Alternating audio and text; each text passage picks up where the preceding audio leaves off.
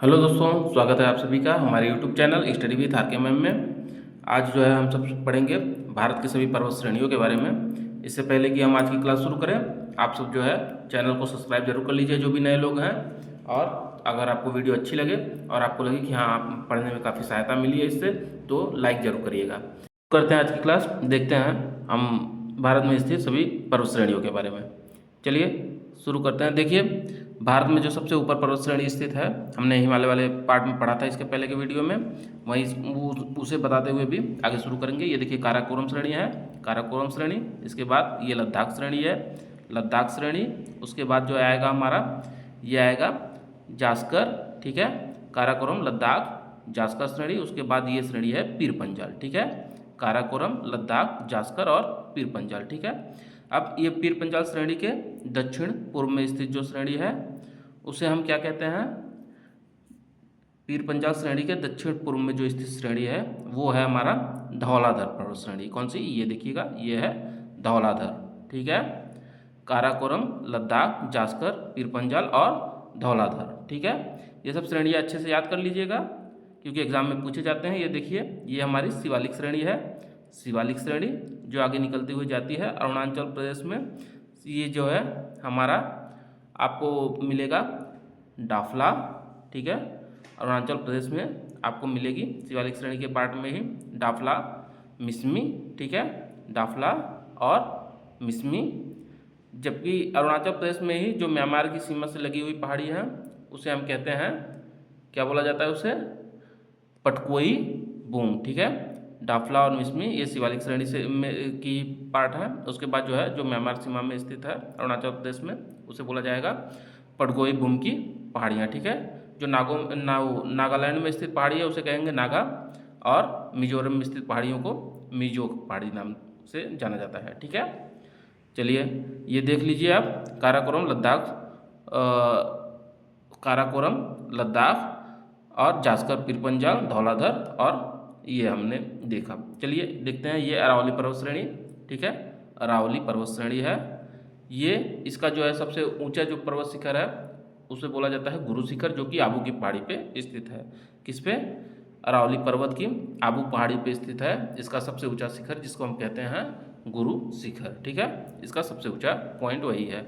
ये जो है पहले बहुत ही बड़ा पहाड़ी हुआ करता था, अब ये काफ़ी घट के छोटा हो गया है। चलिए देखिए, इसके बाद जो है ये हमारी है विंध्याचल की पहाड़ी। कौन सी पहाड़ी है? विंध्याचल की पहाड़ी है जो मध्य प्रदेश में स्थित है, और ये मध्य प्रदेश और महाराष्ट्र की सीमा से लगी हुई पहाड़ी है सतपुड़ा की, ठीक है, सतपुड़ा की पहाड़ी, ठीक है। इसके आगे हम देखेंगे विंध्याचल की पहाड़ी और सतपुड़ा की पहाड़ी हमने देखी, जो कि महाराष्ट्र की सीमा से लगी हुई है, ठीक। इसके आगे देखिएगा, यहाँ जो मेघालय में स्थित पहाड़ियाँ हैं तीन, गारो, खासी और जयंतिया, ठीक है, गारो, खासी, जयंतिया। ये वही पहाड़ियाँ हैं जहाँ पे जो है अक्सर बादल जाके इन तीनों पहाड़ियों के बीच में फंस जाते हैं और मेघालय में खूब सारी वर्षा करते हैं, ठीक है, वहाँ से बाहर नहीं निकल पाते। ये देखिएगा, ये है राजमहल की पहाड़ी जो कि छत्तीसगढ़ में स्थित है। कौन सी? राजमहल की पहाड़ियाँ, ठीक है।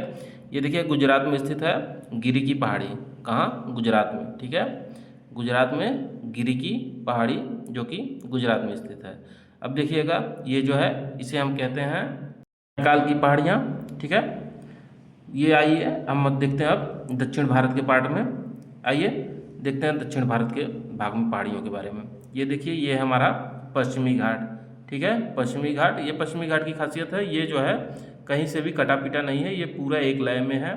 पश्चिमी घाट हमारा जो, इसे सह्याद्री भी कहा जाता है। क्या कहा जाता है? सह्याद्री और पश्चिमी घाट। ये हमारा जो पूर्वी घाट है ये काफ़ी कटा पिटा हुआ है।